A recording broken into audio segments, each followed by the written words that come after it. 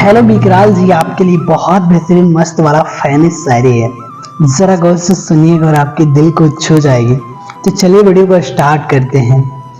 कि मेरे दोस्त तुम भी लिखा करो शायरी, कि मेरे दोस्त तुम भी लिखा करो शायरी, तुम्हारा भी मेरी तरह नाम हो जाएगा। जब तुम पर भी पड़ेंगे अंडे और टमाटर, जब तुम पर भी पड़ेंगे अंडे और टमाटर, तो शाम का सब्जी का इंतजाम हो जाएगा। तो शाम का सब्जी का इंतजाम हो जाएगा।